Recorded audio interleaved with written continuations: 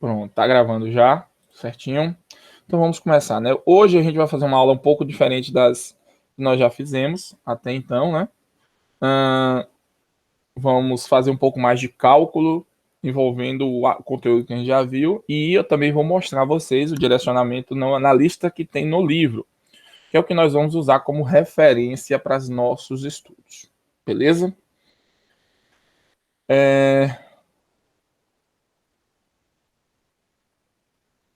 Vamos lá então, né? Deixa eu ver aqui, pronto. Tá todo mundo me ouvindo bem, visualizando bem, então vamos lá. Gente, olha só. Essa aula de hoje eu vou fazer o mesmo conteúdo, né? Só que agora direcionado mais para cálculos e fórmulas.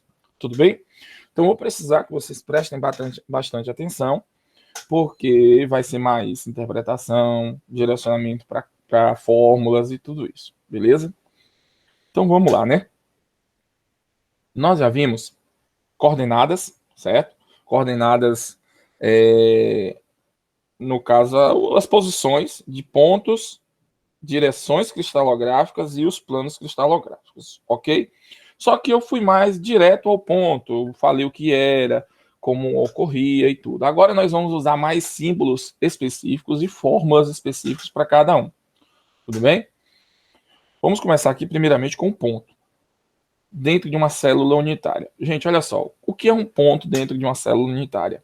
Um ponto dentro de uma célula unitária é qualquer posição específica dentro da nossa célula, né? Dentro do nosso sistema cristalino.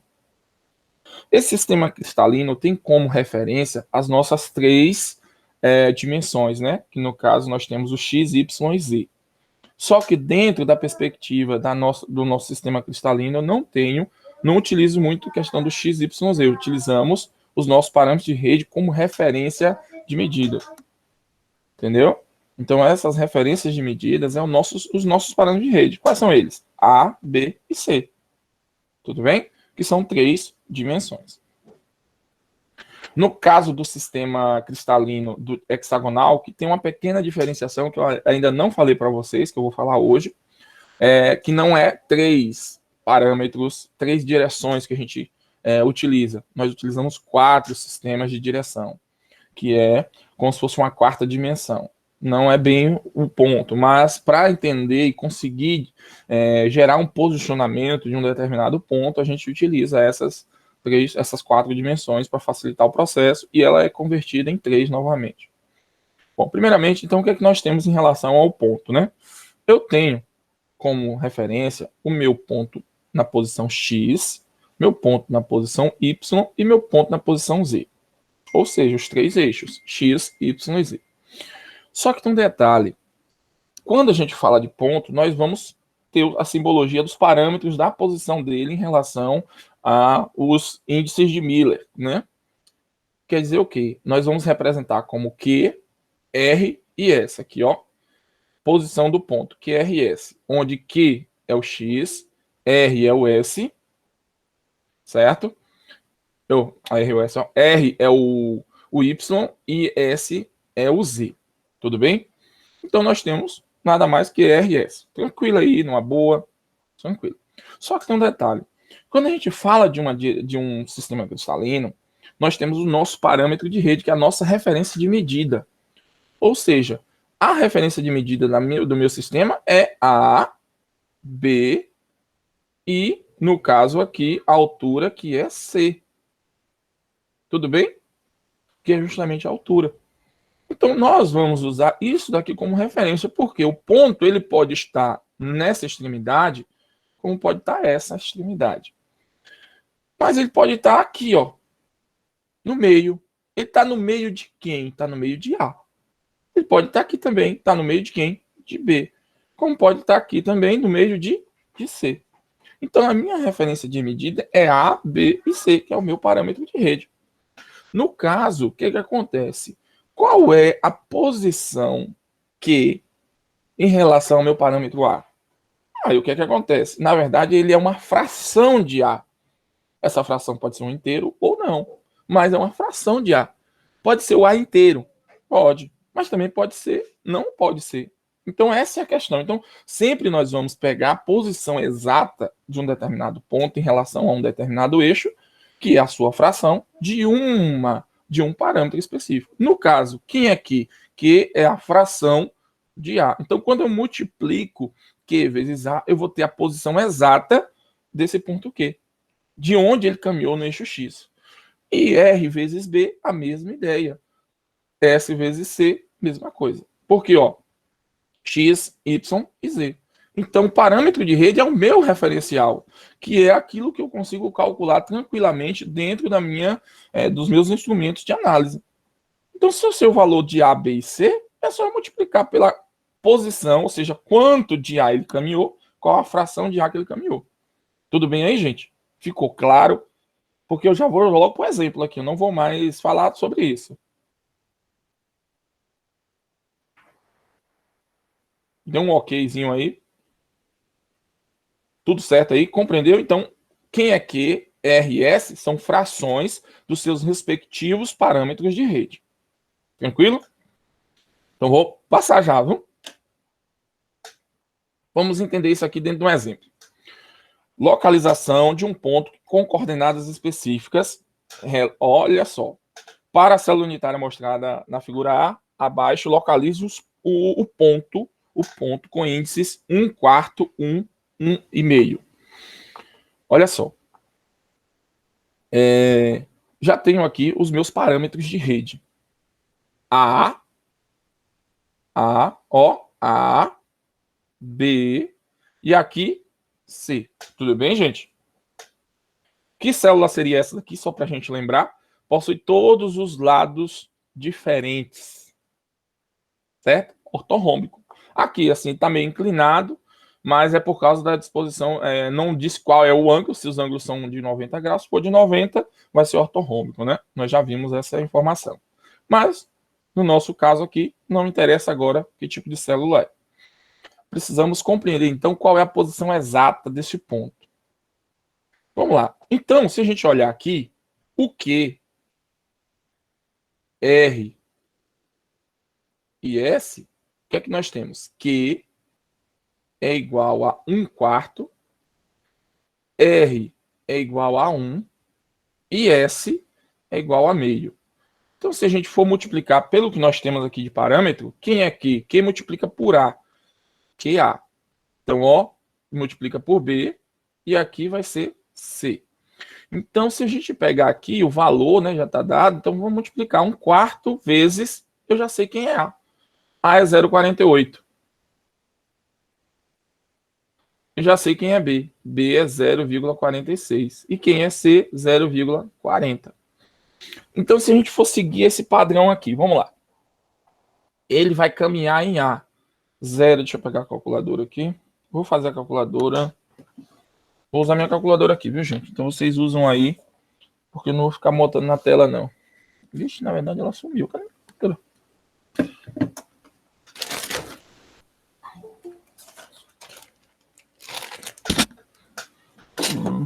Oxe, sumiu minha calculadora. Ai. Aqui, achei. Vamos lá. Então vamos lá, o cálculo, né? 1/4, 0,48 vezes 0,25. Vai dar o quê? 0,12. Então, o comprimento do eixo que ele caminhou em A foi quanto aqui? 0,12. O que? Nanômetros. Viu, gente? Estamos em nanômetros. Aqui é a mesma coisa. 0,46. Ali é um mesmo, é o valor exato, né? Porque aqui não caminhou no eixo completo. E meio de 40, que aqui no caso vai dar 0,20, né? 0,40 vezes meio. Vamos lá, então vamos desenhar isso agora dentro da nossa célula unitária. Olha só, ele andou 1/4, caminhou caminhou 1/4, ou seja, 0,12 em A, né? Aqui, caminhou 0,12 em A, positivo, então é para cá, 0,12. Caminhou 1 em B, então ele chegou no final aqui do eixo B, né? E, no caso, subiu 0,20 em C. Então vamos lá, ó. Caminhou 0,12 em A, foi inteiro em B e subiu 0,20 em C, certo? Então, o que nós temos aqui? Esses são os pontos desse o ponto não, desculpa, as posições desse ponto A que nós estamos analisando aqui. Então ele fica exatamente aqui na face, nessa face aqui, na face criada por YZ, né? Tranquilamente com YZ não, desculpe, X e Z, e ele caminhou em X, em Y e em Z, então ele vai ficar aqui. Tranquilo? Então ele está com quais caminhos aqui? Qual é a posição dele? Ele está com 0,20 aqui, de Z. Ele está aqui com 1 em Y, não é isso? Que aqui, ó, 1 em Y. E caminhou quanto de X? 0,12. Tranquilo aí, gente? Ficou claro? Não é muito complexo, não. Tem nada de não há dificuldade, é simples, é só realmente representação. Posso passar logo aqui, né? Pessoal, vocês estão ouvindo aí? Estamos sim. Pronto, beleza. Então é bem simples. Então não tem muita complicação e tal, direitinho. Vou passar aqui os exemplos, porque depois a gente vai voltar para o livro. Agora vamos ver as direções, certo? Vamos lá. Já vimos os pontos. Olha só, gente. Por que o ponto é importante? Porque o ponto, nós sabemos que a direção em si, o que é a direção cristalográfica? É isso aqui, ó. A direção é uma reta que vai de um ponto a um ponto B.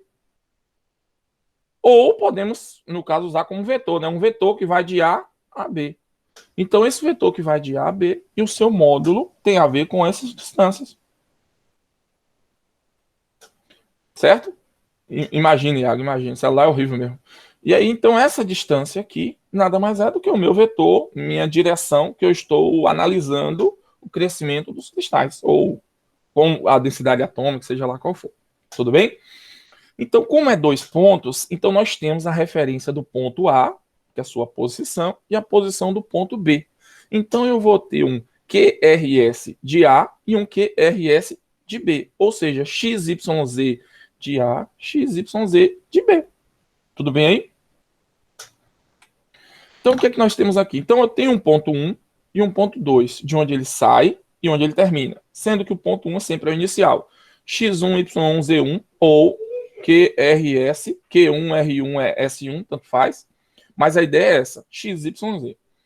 Aí vem um detalhe. Ah, mas aqui, professor, o senhor está dividindo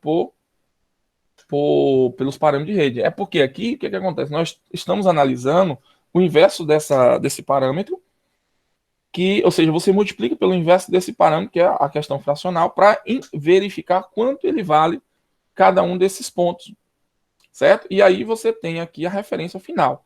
Mas tem um detalhe, aqui pode às vezes gerar uma fração. Os índices de Miller, ele não é trabalhado com frações, ele é trabalhado na hora de representar, quando a gente coloca dentro do colchete somente números inteiros, porque é uma referência de posição. Tudo bem? Porque se der um número meio, por exemplo, a gente sabe que é no meio da célula, mas na verdade a gente está fazendo uma referência com a célula anterior, que caminhou mais. Então sempre vai trabalhar com números inteiros. E aí a gente vai ter um coeficiente chamado n, coeficiente n, que vai multiplicar todas essas referências de posição do meu vetor para torná-lo número inteiro. Esse fator aqui é comum a todos, pode ver que é n em todos, que consiga converter todos em um número inteiro. Às vezes esse n é 1. Por quê? Porque todos já são números inteiros. Se n não for 1, a gente vai utilizando fatores que favoreçam esse cálculo ao ponto de tornar números inteiros.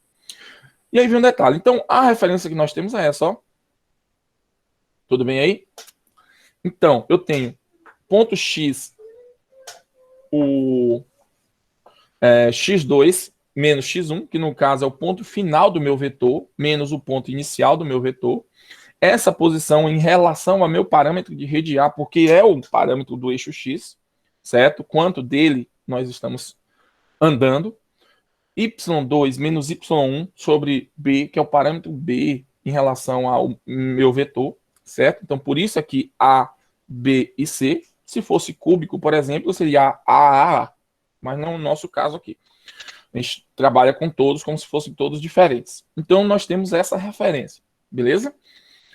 Então, cada um desses vai ser multiplicado pelo nosso parâmetro. Só que o que acontece? Como eu falei com vocês, a gente vai utilizar os termos mais adequados. Quando a gente fala de Miller, a gente não utiliza A, B, C ou X, Y, Z. Nós utilizamos os índices de Miller correspondentes. Não tinha o QRS do ponto, nós vamos ter o parâmetro de os índices adequados de Miller, que no caso não é QRS, mas é o quê? O para direção é U, V e W. Tudo bem? Então, esse U, V, W são os índices de Miller. Então, no caso, o que é que nós temos? V e W. Oh, desculpe, que não tem vírgula. Sempre, não tem jeito, velho. Sempre tem a mania de querer colocar a tal da vírgula. Então, ó, o parâmetro, no caso, os índices de Miller, é o V, W. Pronto, aqui eu tenho. Como calcular o U? O U é a relação ao parâmetro A, V, parâmetro B, e W, as relações com o parâmetro C. Tudo bem? Então, beleza, vamos lá aplicar isso aqui. Determine os índices para a direção que está mostrada na figura ao lado. Vamos lá. Primeiramente, olha só. Eu tenho aqui a minha direção V, verde, desculpa, essa direção V, verde, que ela sai aqui, ó, desse ponto, certo? Desse ponto e termina neste ponto. Tudo bem? São dois pontos diferentes. Como a gente vai fazer o cálculo? É bem simples. Vamos lá. Primeiro, qual é o valor de Q, R e S desse ponto? Que a gente chama X1 e Y1, tanto faz. O valor dele que ele deu aqui é A. O valor que caminhou em B foi 0. O valor que caminhou em C também é 0. Tudo bem? Já aqui, o valor que ele caminhou em X foi 0. Ele não caminhou em X.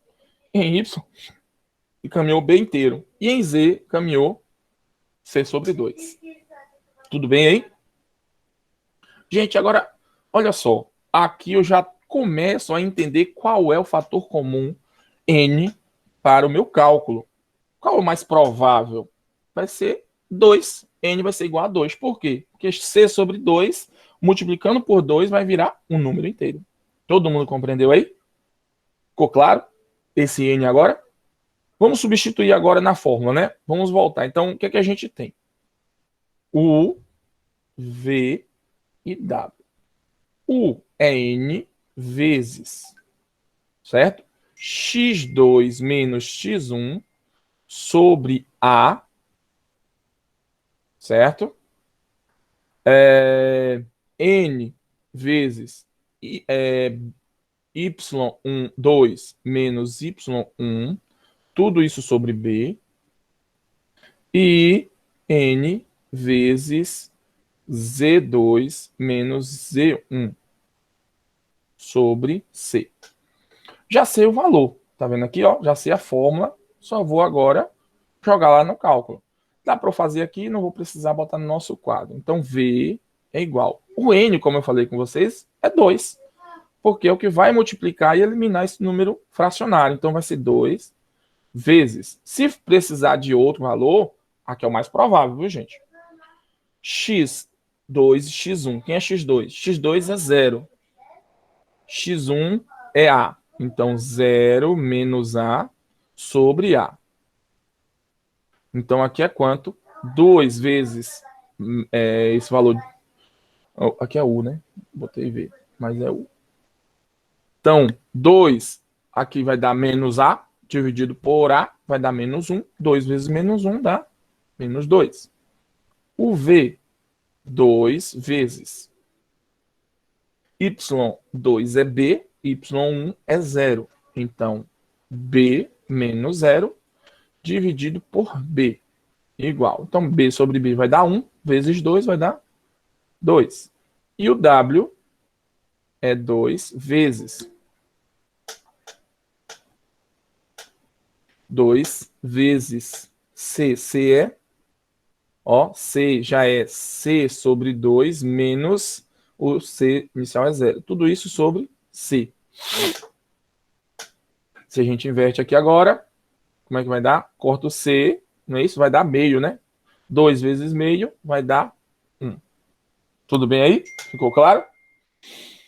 No caso aqui, nós vamos ter então o índice de Miller, cochete, né?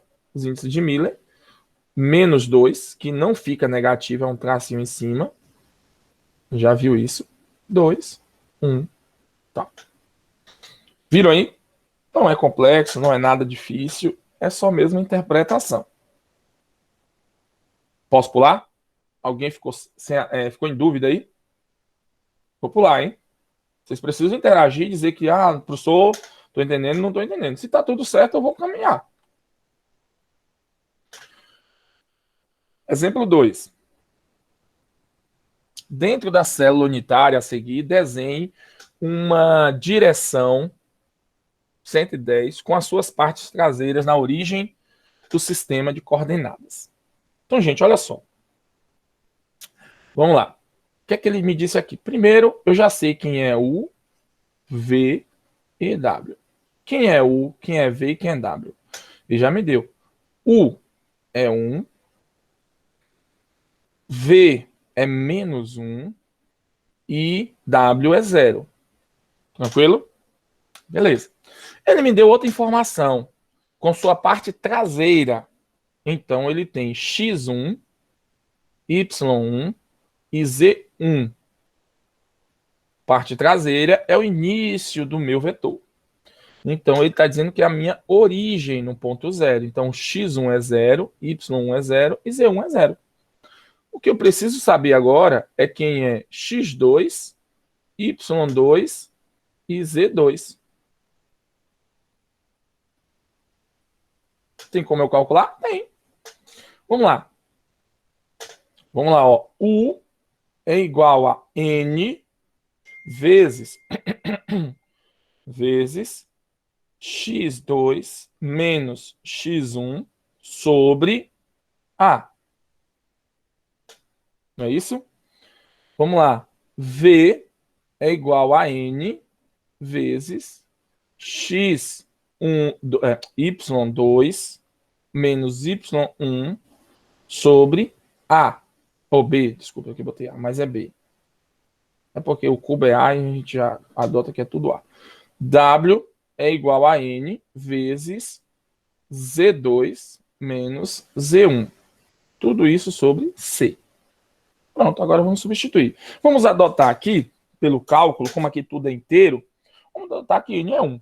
Tudo bem? A gente não tem aqui, então vamos botar como 1. Então, U é 1, igual N é 1. Então, eu vou ter ali x2 sobre A. Tranquilo? Porque x1 é 0. Vamos lá, o próximo. Menos 1 igual a y2 sobre B. E o último aqui, eu tenho 0 igual a Z2 sobre C. Tudo bem, gente? Alguma dúvida? No caso aqui, x2 é igual a A, y2 é igual a menos B e... Deixa eu botar em outro lugar aqui.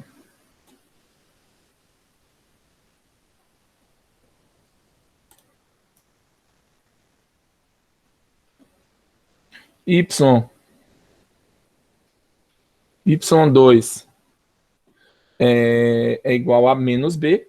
Vou botar aqui y2 é igual a menos B. E Z2, vou botar aqui embaixo, Z2 é igual a 0. Tranquilo, gente? Então vamos pensar aqui. Ele caminhou A em X, caminhou menos B em Y e 0 em Z. Alguma dúvida? Não, né? Então como é que ficaria? Caminhou A em...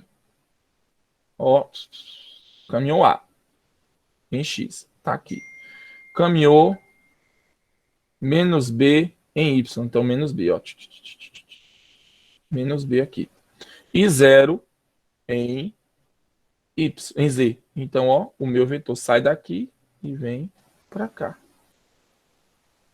Significa que eu vou ter que ter uma outra célula aqui, ó, que é o que vai representar. Acho que eu botei a imagem aqui, ó, para facilitar. Tá vendo aqui, ó? Então, ele vai ter menos B em Y, que é Y para cá, e caminhou 1 em A. E o Z é 0. Então, ó, tá aqui. Ele sai daqui e vem para cá. Que direção é essa? A direção 110 com 1 negativo do meio. Tranquilo? Observaram como é tranquilo de fazer isso aí, gente? Alguma dúvida? Vou continuar. Se vocês não têm dúvida, a gente pula. Já vai para o próximo assunto, próximo ponto de cálculo. Ô, professor, você vai, tipo assim, disponibilizar alguma lista pra gente só brincar mesmo? Tentar fazer algumas questões? No livro. Eu vou mostrar tudo hoje. Pra você brincar lá. Entendeu? Beleza. É por isso que eu estou mostrando. Aqui é cálculo só. Essa aqui, na verdade, já é lista do livro, que eu já estou respondendo aqui. Tá, lá. beleza. Entendeu? Vamos lá. Gente, agora... Mas a pode prova falar. vai ser baseada, nas questões do livro? Como é que vai ser? Questões do livro. Pronto, show Tudo de nas bola. questões Então. do livro. Entendeu? Vamos lá, gente. Nas direções hexagonais, preciso que vocês deem uma olhada mais com maior delicadeza aqui, porque é totalmente distinta das cúbicas, porque ela envolve a quarta dimensão, como eu falei com você. Não é dimensão, quarta dimensão, mas uma quarta direção. Por quê? O que é que acontece? Como aqui nós estamos falando de praticamente de um círculo, né, de uma base circular, é hexagonal, mas é circular, no entendimento de como a gente analisar, com apenas 3 dimensões não conseguimos fazer o desenho completo de todos os pontos aqui. Então, nós temos aqui, no caso, 3 dimensões na base e uma de altura, que é o Z. Então, eu tenho A1, A2, A3. Que essa dimensão, essas direções, elas são direcionadas com 120 graus de distância entre elas, ou seja, de abertura. Então, elas estão separadas por 120 graus de distância. Aqui eu tenho um exemplo de uma direção que é representada com os 3 eixos. Tenho esse ponto aqui, essa direção, 1 para o A, aí vem um segredo, ó. Os índices de Miller é A1, A2, A3 e Z, certo? Eu tenho isso aqui. Então, são as direções em 4 eixos diferentes. Beleza? A gente vai aprender a converter esses 4 eixos em 3, desculpe, e de 3 em 4. Aqui eu tenho outra direção, caminhou apenas no eixo Z, certo? De altura. Aqui eu tenho outra direção, caminhou no A1, A2, 0 no 3 e 0 no Z, certo? Ele é aqui significa que ele essa direção aqui não vai, não caminhou exatamente nada no eixo, no A3, beleza? Porque, ó, é como se fosse aqui metade do A3 para cá e para lá, beleza? Tranquilo. Então vamos lá, vamos aprender a fazer isso aqui. Para fazer esses cálculos, a gente precisa de algumas referências importantes. Primeiro, novamente, o índice de Miller continua sendo o VW. Só que para a hexagonal, a gente usa o VW maiúsculo para diferenciar que estamos falando do índice de Miller em 3 eixos e usamos o VW e TW em minúsculo para diferenciar que estamos falando em 4 eixos, beleza? E qual a relação que nós temos entre os dois? Primeiro, o U é igual a 1/3 de 2U maiúsculo, tá vendo? Menos V, que é o V aqui. V é 1/3 de 2V menos U. E T é menos U mais V. Uzinho, quando você calcula U mais V, U e V aqui, vai dar justamente, você consegue calcular T. E W é W mesmo, certo? Então o valor de W é exatamente o que está aqui mesmo, porque é o eixo Z. É o eixo Z, não muda. Então, gente, o que é que a gente precisa de informação mais importante dentro da perspectiva de cálculo dessa célula unitária hexagonal? Praticamente a gente precisa de A1, A2, que corresponde, a gente consegue calcular, no caso, o IV, e depois a gente acha o A3, que é baseado no T. Então, o que é que a gente vai ter aqui, ó? Então, A1, nós vamos ter o A1 inicial e o A1 final, certo? Que é na dianteira e a traseira, certo? Desculpa, A1 final e A1 inicial. O mesmo A2 final e assim vai. Então, como é que a gente calcula Z, um menos o outro? Da mesma forma que a gente viu lá no cubo. U, quem é U? A duas linhas, que é o eixo A, menos o eixo A linha, que é o final menos o inicial, sobre A. O mesmo aqui.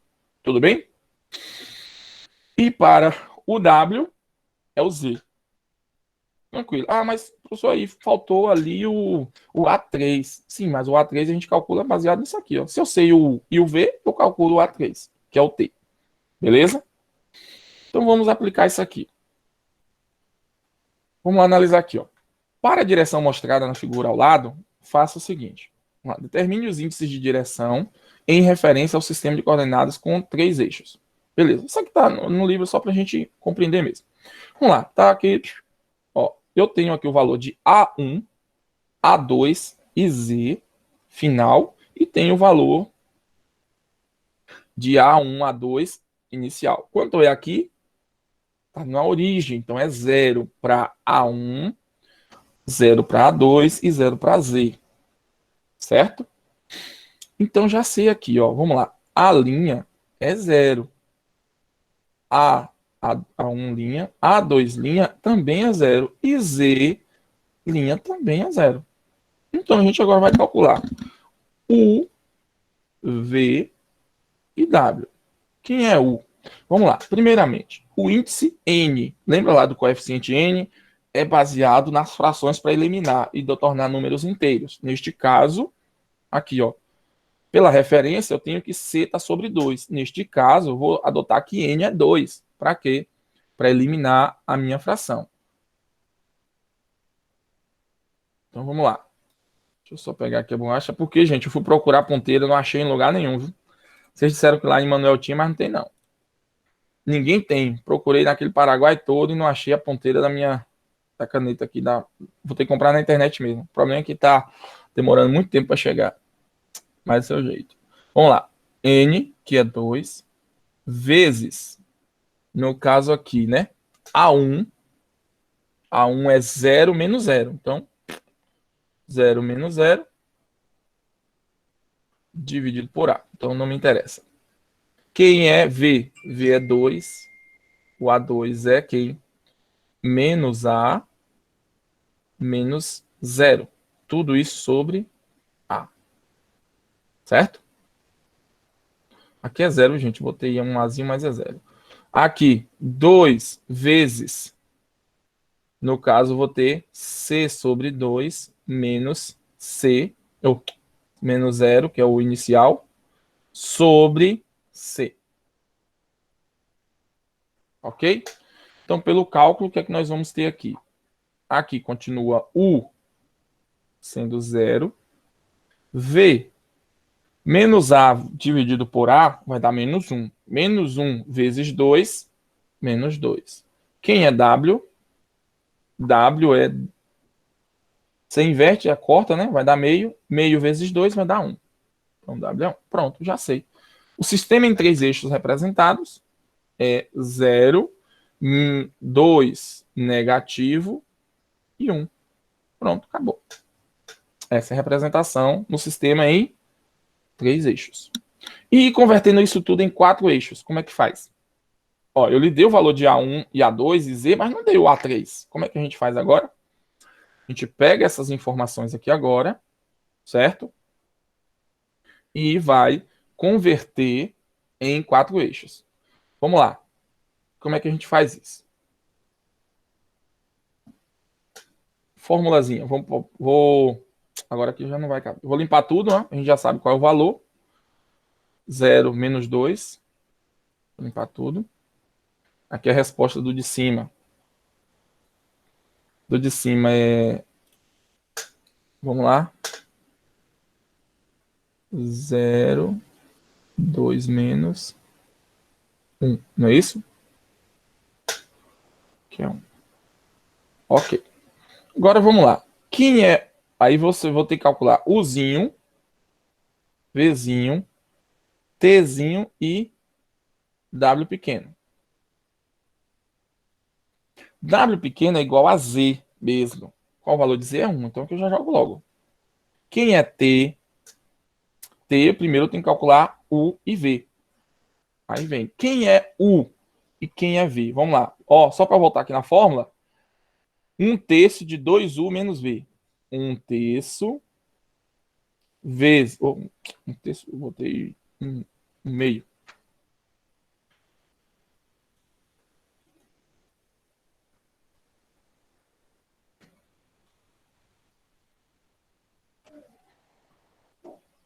Um terço de 2U vezes quem é U é 0. Menos V. V é menos 2. Ok? Neste caso, vai dar como aqui? Qual é o valor aí? Aqui, ó, o que a gente vai ter? 1/3 vezes menos... Vai dar mais, né? Vai dar 2 sobre 3. Ok? Outro, vai dar o que aqui? 1 sobre 3 vezes 2V menos U. Aqui já é invertido. 1/3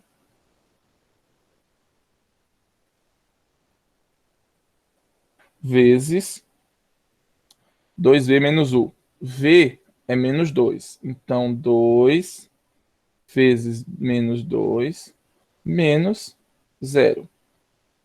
Quanto é que dá a resposta aqui? Aqui vai dar menos 4. Menos 4 menos 0. Então, vai dar 4 sobre 3. E aqui, no caso, quem é esse aqui? É menos... Olha lá, ó, U mais V. Então, U é 2/3 mais 4/3. É igual a menos 6 sobre 3, vai dar 2, né? Menos 2.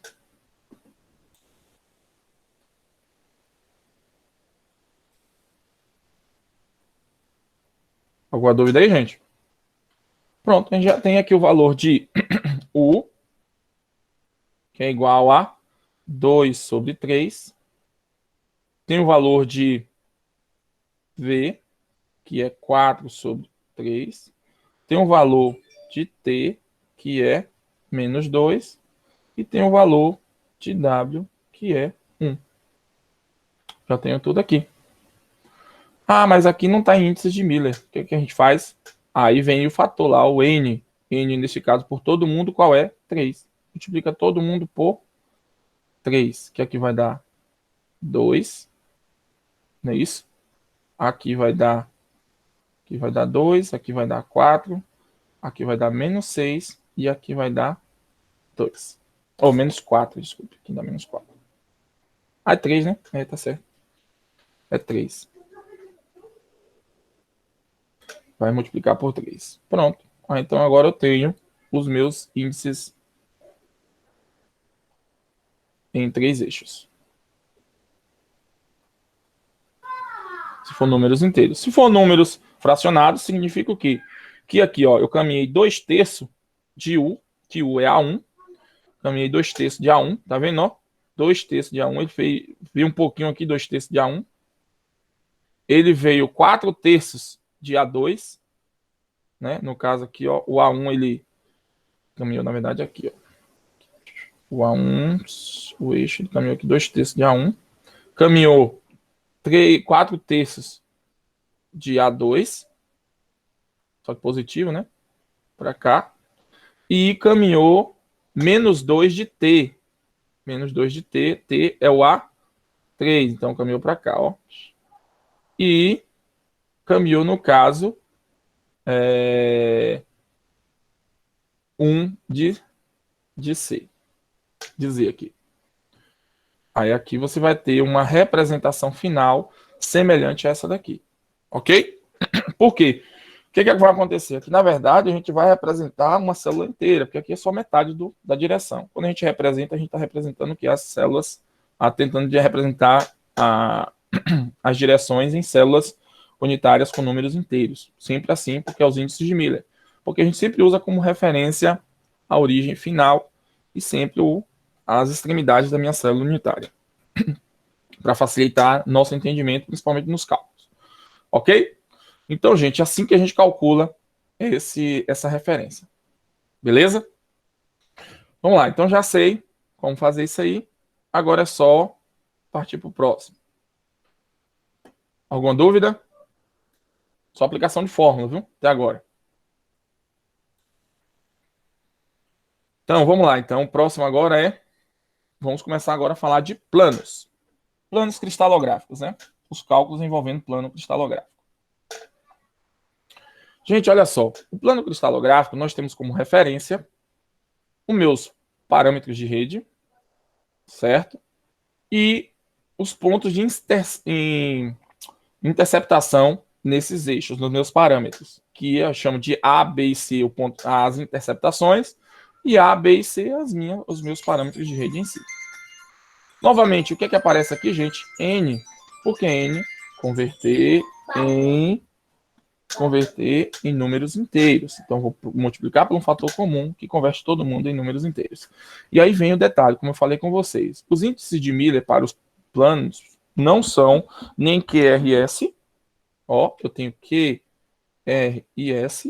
e nem é o VW. Eu tenho aqui HKL. Aqui é ponto, aqui é direção e aqui é plano. Tranquilo? Vamos lá. Então, como é que a gente aplica isso aqui?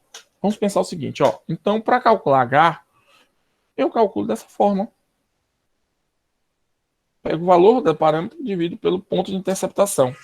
Simples assim. Depois multiplico por um fator comum entre eles de N. Vamos fazer um exemplo aqui. Vamos pensar aqui, gente, olha só. Eu tenho aqui uma célula unitária tetragonal. Tem um A, B e C. Ou tetragonal ortorrômbica, né? São três direções diferentes. E eu tenho um plano. Observe que agora a gente tem uma interceptação aí. Gente, neste caso, o que acontece? Eu preciso analisar o seguinte. O plano, ele pode ter três formas.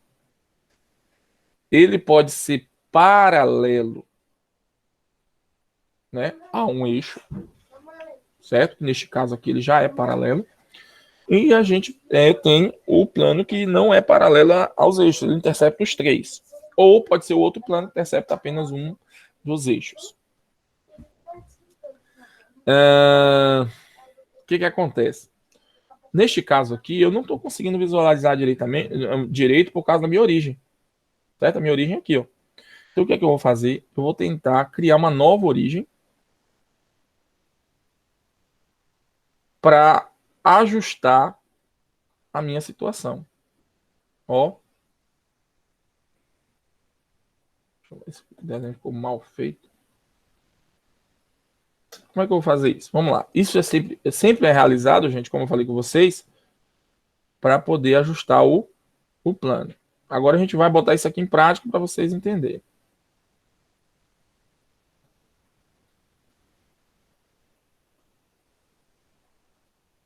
Tem uma nova origem. A origem aqui agora é aqui. Beleza? Analisando essa minha outra célula aqui agora, a nova célula, o que é que nós temos? Ele está cortando em Z. Z continua positivo. Ele está cortando em A. Tá vendo, ó? A continua positivo. Só que o Y agora, todo dele está negativo. Tá para cá. Tudo bem aí? Então eu vou ter a interceptação C. Vou ter a interceptação em A. Vou ter a interceptação em B. Que no caso, ó, ele vai cortar B aqui. Ó, B não, desculpa. É B. B aqui, ó. Não é isso? Aí vem um detalhe. O A, ele tende ao infinito. Por que tende ao infinito? Porque nunca toca, ele é paralelo. Ele está paralelo a A. Em B, ele está cortando aqui, ó, nessa linha, certo? E em C, está cortando aqui. Em C, observe que ele está cortando em C, mais ou menos, vamos botar aqui, ó, C sobre 2. Em B, ele está cortando especificamente em B. Então, B é igual a B. Bzinho. E em A, ele tende ao infinito. Tudo bem? Ou seja, corta em zero. Tranquilo aí? Só que B aqui, ele não corta em B em si, ele corta em menos B, porque está lá atrás de B. Aí agora a gente vai substituir. H, K, L. Quem é H? HN vezes Azinho sobre Azão. N vezes Bzinho sobre Bzão. E L é N vezes Czinho sobre Czão. Ponto, aí vem. Existe o ponto de interceptação. Se olhar aqui é C sobre 2, então vamos multiplicar o N por 2, né? Então H é igual a 2 vezes. Para quê? Converter tudo em um número inteiro. A sobre... Qual é o ponto que eu intercepto em A? É infinito. Certo? Então aqui tende a 0. K, ou seja, nunca toca em A. Aí vem aqui. O K é 2 vezes B dividido por menos B. E o L é 2 vezes... Quanto aqui? Deu C sobre 2. No final, o que a gente vai ter aqui? Vai dar meio. Aqui vai dar 1. Aqui vai dar menos 1 vezes 2. Vai dar menos 2 e 0. Então, meu índice de Miller, que a gente representa agora em que? Entre parênteses, vai dar 0, menos 2, que o menos não se escreve menos, boto o menos em cima, e 1. Pronto. Consegui representar o meu plano. Alguma dúvida aí, gente? Ficou claro?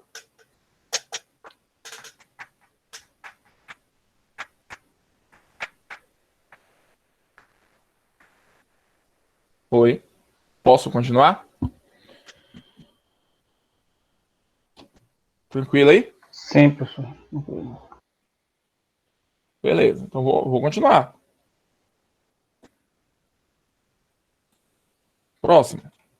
Aqui já tem o cálculo, né? Normal. Já fiz o cálculo. Então, não é o nosso caso aqui agora. Vamos lá. Exemplo 2. Gente, olha só.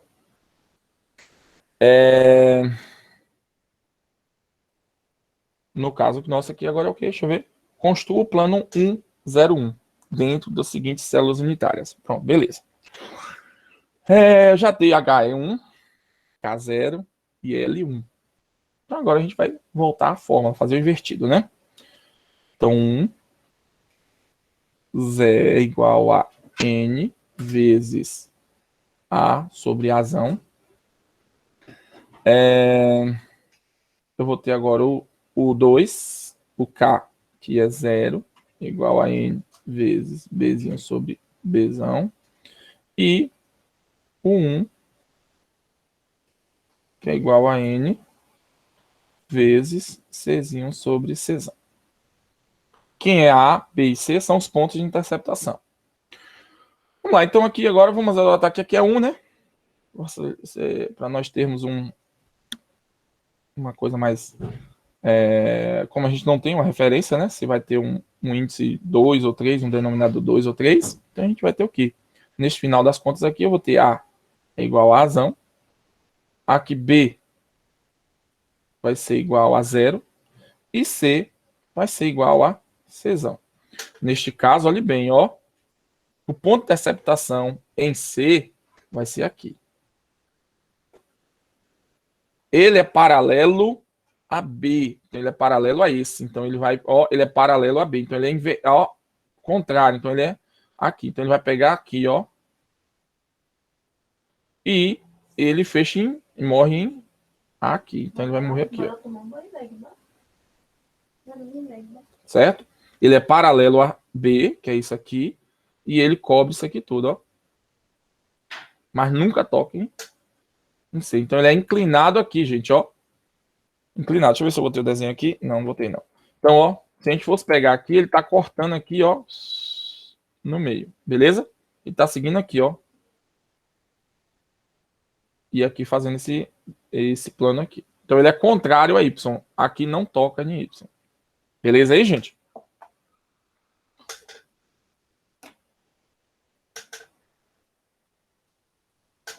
Ficou alguma dúvida? Seria bom termos uma orientação sobre o livro para fazermos exercício. Daí surgirão dúvidas, pois na aula parece que está tudo claro. Isso é verdade. É verdade, Thiago. É verdade, é verdade. Quando eu terminar aqui, eu vou botar no livro, viu?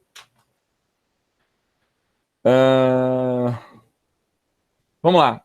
Vamos ver o plano. O plano no hexagonal segue o mesmo padrão daquilo que a gente viu aqui, ó. Nossa conversão do hexagonal segue a mesma ideia, viu, gente?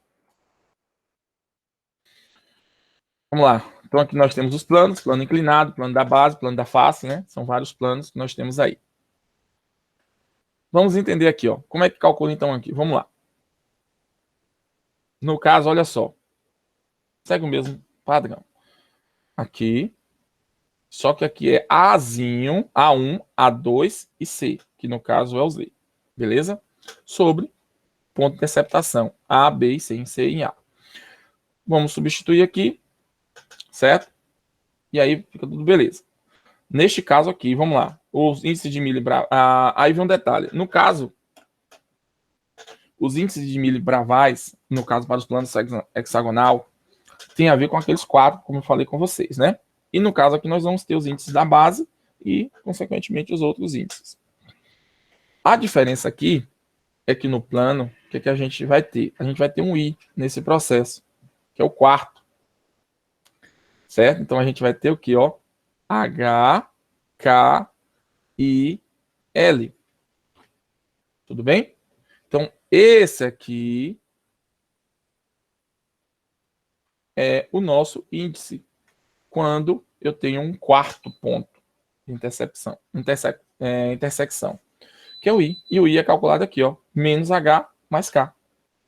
Mesma forma, ok? Então vamos pegar esse exemplo aqui. Ó, olha só, se eu tenho esse plano aqui qualquer, já tenho aqui as referências. O ponto de interceptação é menos A, a interceptação desse aqui, nesse ponto é A, tá vendo, ó? B, A2, cortou em menos A, tá vendo que é o valor do parâmetro de rede aqui. Interceptou em A' em A, menos A, porque está contrário ao eixo direcional aqui positivo.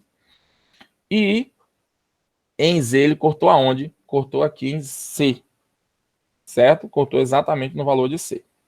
Então, se a gente for pegar aqui e analisar, A sobre A, interceptação, A sobre B, interceptação, e C sobre C, interceptação. Vem, tem alguma infração? Não. Então, neste caso, o que acontece? O N aqui é 1. A gente não, o N está aqui, ó. Não aparece, porque neste caso aqui é 1. A sobre a interceptação aqui é A sobre B, que a interceptação é menos B, e C sobre a interceptação que é Czinho. Então, C aqui vai dar 1, aqui, ó, porque, ó, B é menos A, que a gente já fez. Então, ó, fazendo o cálculo aqui, como é que a gente vai ter? A N é 1, como a gente não tem fração, como eu falei com vocês. A sobre A dá 1. A sobre menos A vai dar menos 1. E Czinho sobre C vai dar 1. Pronto, já sei o índice H, O, K e o Q e o L. Qual é o que falta? O I. O I, como é que calcula? Menos H mais K. Então, neste caso, H é 1, K é menos 1. Então, 1 menos vai dar 0. Neste caso, o I é 0. O que, que a gente vai ter? Eu não fiz nada. Então, neste caso, ó, vou ter H1, não é isso? K menos 1, I 0, e o meu L é 1. Então, esses são os índices que eu tenho do meu plano. Voltei. Então, compreenderam aqui, gente? Ó, são cálculos, aplicação de fórmulas. E aí vem o exercício, a gente vai fazendo, certo? Então, vamos lá. Tudo bem? Vou dar continuidade, viu, gente? Vocês não estão gerando as dúvidas aqui, a gente vai seguindo. Aqui é o resumo de tudo, né? Do que a gente já viu. Ponto QRS, não é isso? Não hexagonal, UVW, hexagonal Uzão, Vzão e Wzão, e tem o Vzinho e tal, e assim vai. Ok? As coordenadas, como a gente já fez o cálculo, e o plano segue o mesmo padrão. Tudo bem? Esse resumo está tudo lá no livro. Gente, olha só. Como calcular uma densidade linear e planar? Aqui, que eu fiz lá para vocês, mas não ensinei a calcular. Por isso que eu falei que hoje era mais cálculo e aplicação das fórmulas. Vamos pensar o seguinte. Quem é densidade linear? É o número de átomos centrados no vetor direção dividido pelo comprimento do vetor direção. Só que aqui, gente, é dado em átomos por centímetro. Olha bem, átomos por centímetro. Então, a gente tem que converter em centímetros. Importante isso. Então, vamos pegar um exemplo aqui, né? A densidade linear do 110 para a célula... Que célula é essa daqui? Face centrada. Tudo bem? Então, vamos pegar esse vetor aqui. Ele está pegando o vetor que sai da origem até Z, que é o 110. Tudo bem, ó? 1 de X, 1 de Y e 0 de Z. Qual é a densidade linear desse vetor? Qual a densidade linear desse vetor? Como é que a gente calcula? Primeiro, quantos átomos estão aqui? Como é que a gente faz isso? Ó, aqui é a representação dessa face. Sai desse ponto até Z. Observe. Consumir metade de um átomo aqui, um átomo inteiro aqui e metade de um átomo aqui. Ele cortou aqui. Tudo bem? Então, eu vou ter metade mais um mais metade. Dá 2 átomos. Ô, professor, Pode falar. o que seria no caso, o vetor direção? Só porque O vetor não direção entendi muito bem. é a direção cristalográfica que você está analisando. Qual é a direção que eu estou analisando? É essa aqui, tá vendo? Essa daqui. Que sai da origem, que é esse ponto, até esse átomo aqui. Até o núcleo atômico que está aqui. Que é exatamente É como se você estivesse olhando na cara dessa direção, né? isso, exatamente, olhando para ela. Como é que você está olhando ela ali? Aqui eu estou olhando por cima. Nesse outro lado aqui eu estou olhando ela por cima, tá vendo? Estou visualizando de cima, tirando a parte toda que tem lá, entendeu? Aí eu estou vendo de onde ela está saindo para onde ela está finalizando, que é minha direção cristalográfica. E aqui é a direção exatamente onde os átomos se tocam. Se você olhar, eu tenho R, 2 R's e R, que é o então aqui R, ó, R, R, R e R. Então aqui eu tenho 4 R's. 4 R's. Então o meu tamanho do vetor, meu módulo vetorial é 4 R's. É o tamanho disso aqui. Tudo bem? Quantos átomos estão sobre esse tamanho? 2. Então, no caso, a minha direção, minha densidade linear neste vetor aqui é quanto?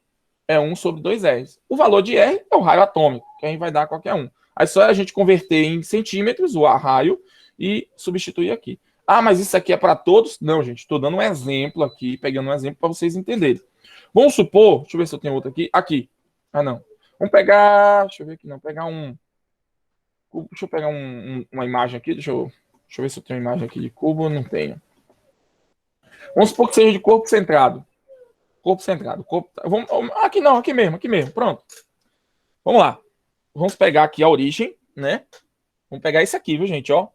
Eu quero qual é a densidade atômica neste sistema vetorial aqui, que em vez de ser 100, 110 vai ser 100. Como é o 100, caminha só em um dos eixos. Ele está aqui, ó. Se a gente for analisar, ele está assim, ó.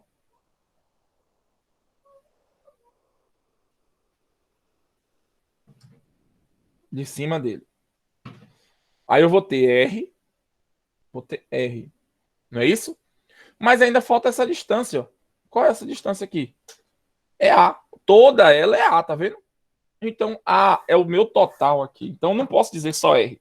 R não vai me resolver aqui suficiente. Então, tem que saber quem é A.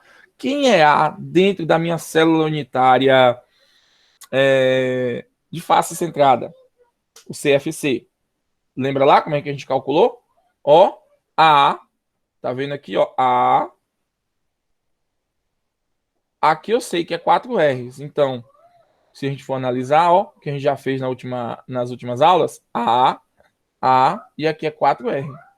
Então, como é que é o ângulo de 90 graus? O que é que eu vou ter? 4R ao quadrado é igual a 2A ao quadrado.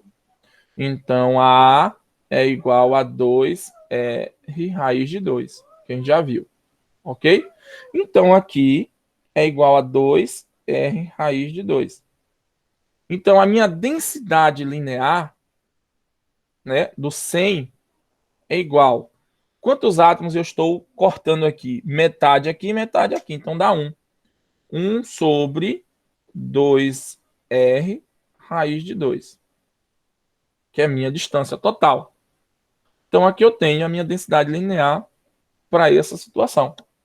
Compreendeu aí, Henrique? Ficou claro? Quem não entendeu, gente, fala aí, que aqui é o momento da gente tirar as dúvidas. Tranquilo, professor. E Gustavo, é Gustavo, né, que falou no instante? Isso, professor. Pronto. Então tá tranquilo aí, né, Gustavo? Tranquilo, eu só vou depois pegar os exercícios para poder exercitar, porque às vezes a gente acha que entendeu, mas É às só no vezes exercício. É. Mas beleza, então. Então, ó. O mesmo vale agora para o plano, viu, gente? Tudo bem? O plano cristalográfico. Então, ó. Aqui vocês vão fazer calcular a direção, tamanho da direção em centímetros. Pode ser qualquer uma, não importa. O que vocês vão ter que fazer a analogia de quantos átomos estão sendo cortados. Beleza? Que a gente já sabe quanto é em média, né? E agora para o plano segue o mesmo padrão. Vamos lá. O plano. A diferença é que no plano a gente não trabalha em linear, trabalha em área. Então, qual é a área ocupada pelos átomos? Ou seja, naquela área, qual a densidade? Certo? A mesma coisa aqui. Então, a gente pode trabalhar em centímetros cúbicos como metros cúbicos. Nós vamos ver que lá em cálculo de fração de raio-x, a gente trabalha com metros cúbicos, né? Que é densidade, ou então em centímetros. Vai depender muito. Em litros também. Vai depender muito da fórmula. Mas aqui, ó, é simples. Se for em centímetros, centímetros cúbicos. Se for em metros, metros cúbicos. E aí vai. Vamos lá. Como é que a gente calcula, então, o número de átomos centrados no plano dividido pela área do plano? Vamos pegar aqui com o mesmo exemplo, né? Que é o CFC. Observe que eu tenho vários planos dentro do CFC, né? Eu tenho vários, não, são 3 planos principais. Eu tenho o plano 111, plano 100 e o plano 110. Tudo bem? O que é o plano 111? É aquele inclinado, ó, que ele vem aqui, ó. Tudo bem? Esse é o inclinado. Plano 100 é o da face. E o plano 110 é esse que se torna paralelo a um dos eixos, que é o que está representado aqui, tá vendo? Ó, ó o plano representado, ó, ele aqui, ó. Então ele está paralelo ao eixo Z. Tudo bem? Vou pegar aqui, ó, eu tenho um átomo A, B, C, D, E e F. Peguei ele aqui do jeito que está e está transcrito de uma maneira mais simplificada. Eu tenho aqui que A e B estão se tocando em C, né? E, no caso, C e F não está se tocando. Então, aqui eu tenho R dois R's, e aqui eu tenho um R. Então, eu tenho aqui 4R, que é o raio atômico. E essa distância aqui é o valor exato de quem? De A, que é o meu parâmetro de rede do cubo, sistema cúbico. Então, neste caso, o que é que nós vamos ter? Nós vamos ter 4R vezes A, que é a minha área do meu plano. Quem é A no sistema cúbico de face centrada? Eu já sei quem é. Então, 4R vezes 2R raiz de 2. Que a gente já sabe. No caso aqui, o resultado é o quê? 8R quadrado raiz de 2. Essa é a área do meu plano nesta situação aqui. No plano, que plano? O plano 110. Tudo bem? Beleza, então já sei a área. Como é que eu calculo agora a densidade planar? Número de átomos no átomo, no centro do plano. Observe, aqui eu tenho 1, 2, 3, 4. Um quarto de um átomo em cada átomo aqui da minha ponta, do meu vértice. Então, 1 vezes 4 vai dar 1. Mais meio aqui, meio cá, vai dar mais 1. Então, vai dar 2 átomos aqui dentro da minha célula. Então, 2 aqui. Dividido pela minha área do plano, que é 8R ao quadrado raiz de 2. No final, a gente vai ter isso aqui. Só calcular agora o valor de R. Calcular não, estabelecer o valor de R. Dependendo do átomo, R pode ser qualquer raio atômico. Mas a gente calcula dessa forma para este plano especificamente aqui. Se fosse o plano 100, como é que a gente calcula a área do plano 100? Como é que a gente calcula a área do plano 100? O plano 100 é esse aqui, ó. Certo? Eu tenho A e tenho A. No caso aqui, a área dele é A ao quadrado. Quem é A? A é 2R raiz de 2. Então, 2R raiz de 2 ao quadrado. Quanto é que vai dar aqui o valor? Vai dar 4, aqui vai dar 2, vezes 2 vai dar 8R ao quadrado. Tudo bem aí? Já mudou um pouquinho. Então, a área desse plano 100 é 8R ao quadrado. Compreendeu aí, gente?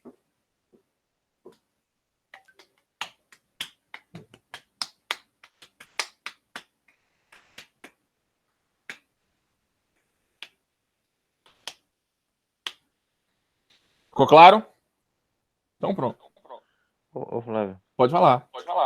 no livro tá tudo junto, assim, esses tópicos, ou faz uma parte Tudo separadinho. depois? Eu vou mostrar agora para você, que é o último Pronto. ponto de hoje de cálculo. Porque, assim, vendo tudo na sequência, fica meio confuso, na verdade. Não, eu vou mostrar agora. Todo mundo compreendeu aí, né, gente? Vamos agora para o livro. Beleza? O livro que eu estou usando principalmente como referência é. Deixa eu pegar aqui. Aqui. Ó, vocês vão lá na biblioteca de vocês. É o principal livro que eu estou como referência. Não quer dizer que vai ser somente ele, viu, gente? Todos os outros seguem o mesmo padrão. Esse daqui pode pegar, ó, pode ser qualquer livro. Quem foi que me perguntou sobre exercício? Não lembro quem foi.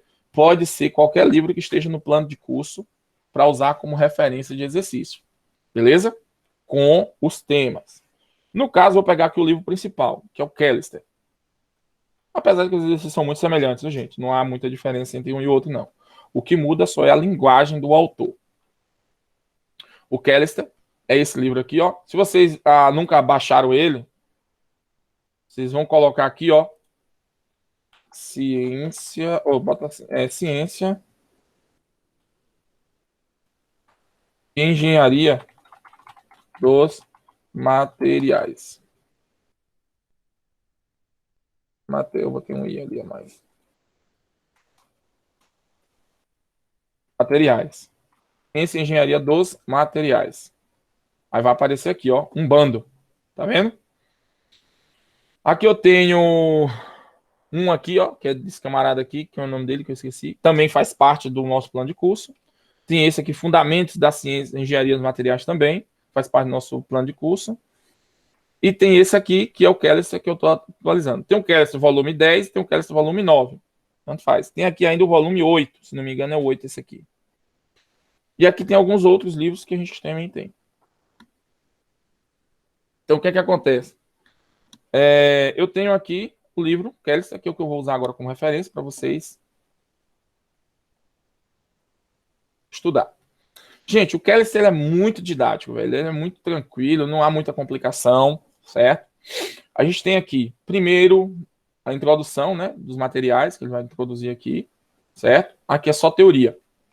Estrutura atômica, que faz parte do que a gente também falou um pouquinho. Assim, aqui está mais completo, né? Vocês vão dar uma estudada, é mais a leitura mesmo. Se tiver dúvida, a gente tira. Aí vem a estrutura dos sólidos cristalinos, que é o capítulo 3, que é o que a gente já viu até agora tudo. Só falta uma coisa que eu já vou ver na segunda-feira, pra gente encerrar, que é o de difração de raio-x. Certo? Tá tudo aqui, ó. Tudo que a gente viu até agora tá aqui, ó. Tá vendo? A única coisa que não tem aqui é difração de raio-x, que a gente vai ver na segunda. Certo? Anisotropia, não vou ver agora, viu, gente? Anisotropia e monocristais, a gente vai estar vendo aí imperfeições, que é o próximo capítulo. Tá aqui, ó. Difração de raio-x, que é isso aqui que a gente vai ver na segunda-feira. Se não for feriado, né? Que eu acho que não é, não. Certo? Fora isso, o restante tá tudo aí. Beleza? Aí aqui acaba. Pronto, acabou o capítulo. Ah, mas e os exercícios? Vocês vão vir aqui, ó. Existe um capítulo, questões problema. Ó que lindo. Eu gosto desse livro por isso. É extremamente didático. Você clica. Ó que coisa maravilhosa. Capítulo 1, questões e problemas. Capítulo 2, questões e problemas. Vocês vão estudar aqui. Certo? Então, em certo ponto, quais são os capítulos que nós vamos estudar? Até o capítulo 3. 1, 2, 3. Pode falar. O professor, coloca esse link aí lá no grupo do site para a gente estar pesquisando. Tá no plano de curso. Tem um link exato lá de acessar. No arquivo do plano de curso. Tá tudo lá. Deixa eu te perguntar aqui outra coisa. As aulas gravadas estão ficando aonde? No YouTube. Já estão tudo lá no plano. No Google Class, sala de aula, estão todas lá. Pode olhar. Beleza, eu vou ver aqui. Porque quando eu estou acessando, eu estou conseguindo ter acesso ao link da aula. Só não estou conseguindo ver as aulas gravadas, não. Já tá lá no link, Jô. Quer ver, ó? Ó. Aula 1. Ó. Vocês vão aqui na aula 1. Abriu a aula 1. Aula. Aula 2. Aula. Aula 3. Aula 4. E agora não tem aula 5 que a gente está finalizando. Foi. Não atualizou aqui. Mas antes não estava, não. Beleza. Esses Vamos lá. exercícios, eles têm gabarito do livro? Ou algum deles tem eu gabarito? já não sei. Isso aí eu nunca vi, não. Eu acho que não tem, não. Isso aí Pra é conferir, no estudo né? mesmo. Responder e conferir se está correto. Eu não sei se tem, não, viu, gente? Eu tô sendo sincero, que eu não reparei. Talvez tenha, viu? Lá no final, eu nunca olhei, não. Eu acho que o pessoal já achou esses gabaritos aí em algum lugar, não sei não. Os alunos antigos. Acho que não tem, não, aí, ó. Não tem nada aqui no final. Vamos lá, então, ó. Capítulo 1, 2 e 3 são os capítulos que nós vamos estudar para a primeira avaliação. Tranquilo? Então, só vou encerrar a primeira avaliação segunda-feira. E aí vocês vão estudar. Aqui, ó. Vamos pegar um exemplo do livro. Cadê? Dá tempo ainda? Dá. Qual a diferença entre estrutura atômica e estrutura cristalina? Atômica tem a ver com o átomo, cristalina tem a ver com a estrutura como os átomos estão dispostos. Isso aí a gente já... Tranquilo. Sim, aqui. Se o raio atômico do alumínio é de 0,143 nanômetros, calcule o volume de sua célula unitária em metros cúbicos. Mas aí, professor, e aí, como é que eu vou saber qual é a célula unitária do alumínio? Nós vimos lá que existe uma tabela, mostrei uma tabela sobre a estrutura cristalina do alumínio. Ali, ó, aqui, alumínio, qual é a célula unitária dele? CFC. Tudo bem aí? CFC. Já tá dando até o raio aqui, né? Mas, de qualquer forma, não é isso que na própria questão já tem. Então, ó, problemas. Primeira questão. Vamos lá. Capítulo 3. Tô partindo por 3, que é mais complexo, viu, gente? Nanômetros. Ele deu aqui, ó. O raio é 0,43 nanômetros. Ele quer o volume da célula em metros cúbicos. Como é que a gente faz? Ele é CFC. O raio, ele deu que é 0,143. Sumiu a tela pra mim aqui, pra vocês também, pessoal? Não, tá aparecendo aqui. Vocês não estão visualizando, não, a tela, meu quadro branco aí? Não, não. Pra mim tá aparecendo aqui. Vocês não estão vendo, não? Pra mim tá normal a tela preta e você escrevendo aí de vermelho. Isso aí, ó. Pronto, normalizou. CFC. Oi? Oi, Stephanie, você falou alguma coisa? Aqui tá normal. Ah, entendi. CFC, né? O raio foi 143 nanômetros, certo? 0,143 nanômetros. Pronto, agora é só calcular. Ele quer saber o volume da célula unitária do alumínio em metros cúbicos. Como é que a gente faz isso? CFC. Quem é CFC? É uma célula unitária que tem face centrada. Cubo de face centrada eu tenho, né? Vou tentar desenhar ela aqui. O que nós temos? Ele tem um átomo aqui no meio da face. Ó. E nós vimos que os átomos se tocam aqui na face. Aqui eu tenho A e B. E aqui eu tenho uma relação, ó.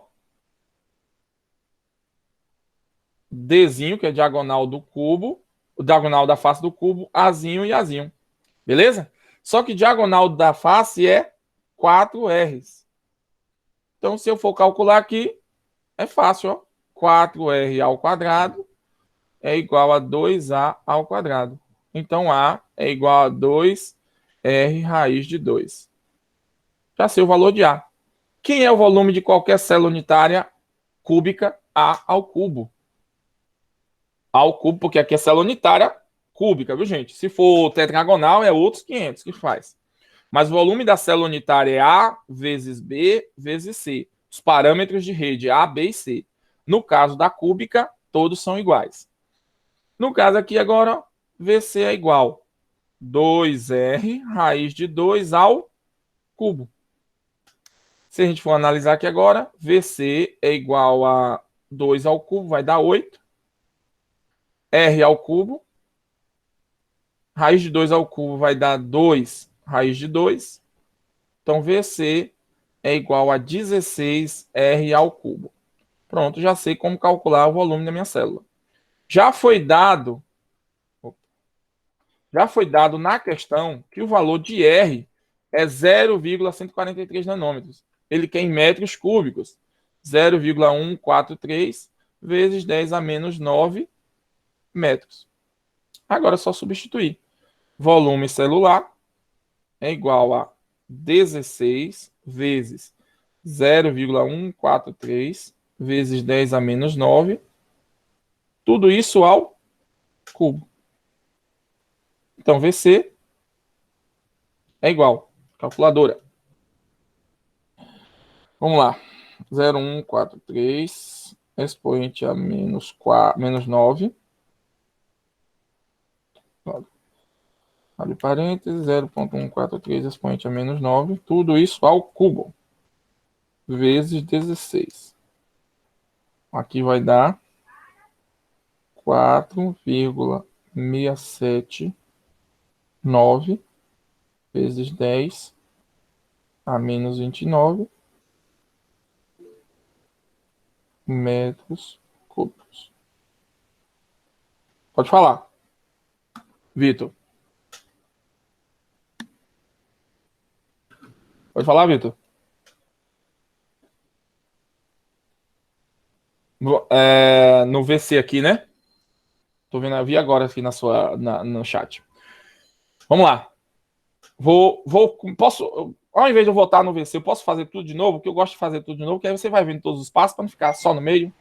Pode ser? Pode ser, prof. Viu, Vitor? Vou apagar e fazer tudo de novo, que eu gosto assim.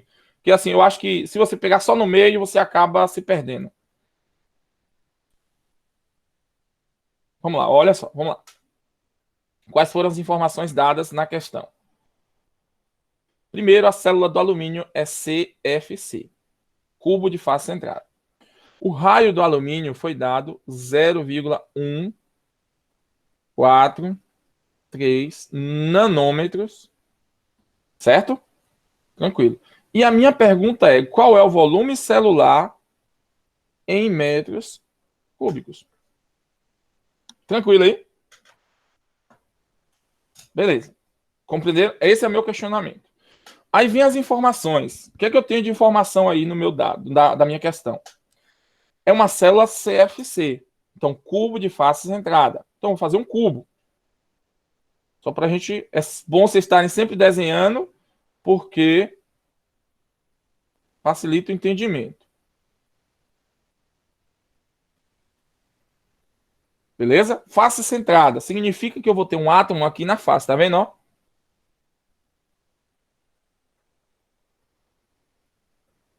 Vou ter os átomos nos vértices.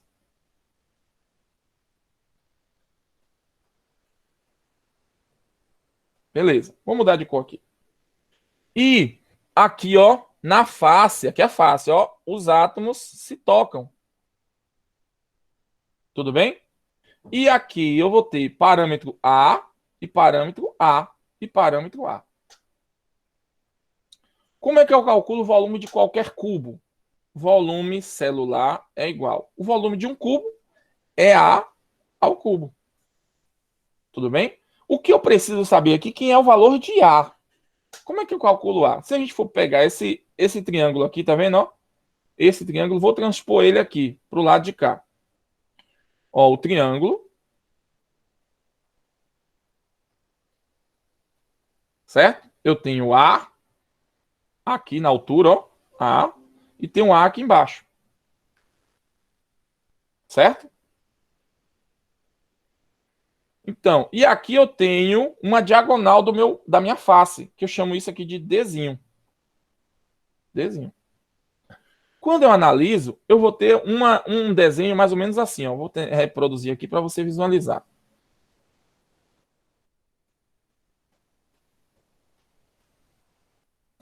Bem torto, viu? Ó, eu vou ter um átomo aqui, que vai fazer assim, ó.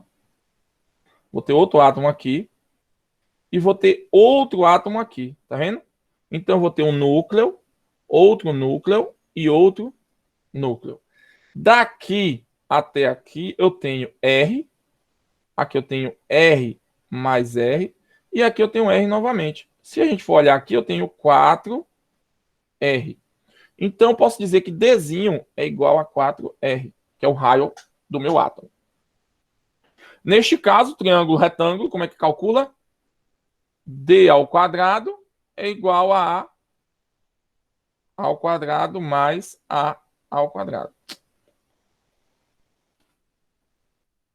D ao quadrado é igual a ao quadrado mais A ao quadrado. Resolvendo aqui, eu vou ter o quê? A é igual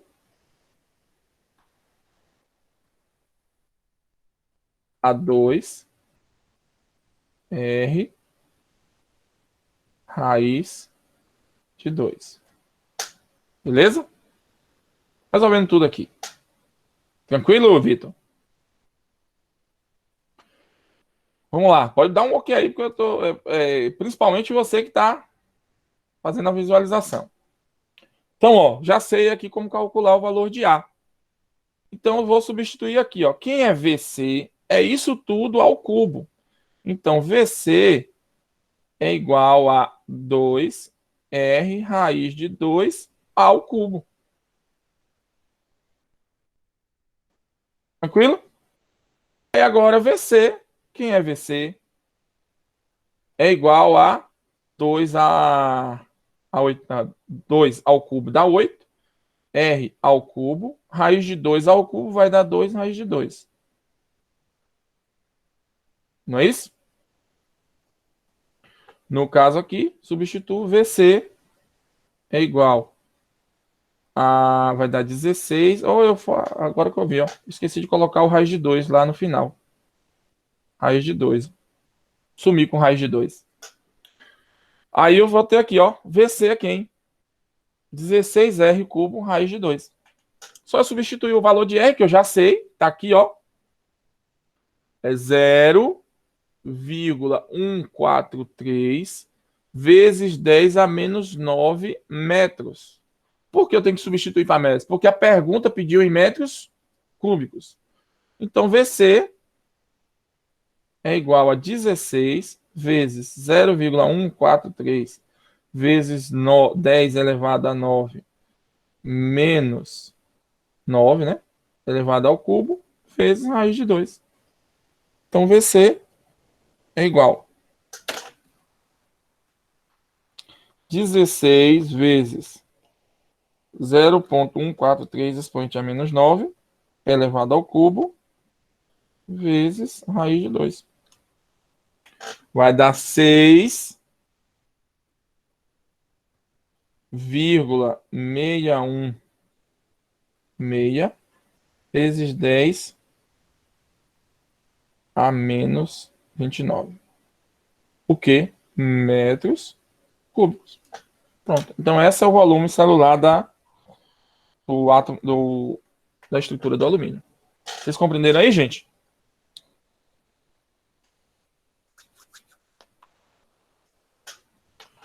Todo mundo aí ficou claro, Stephanie?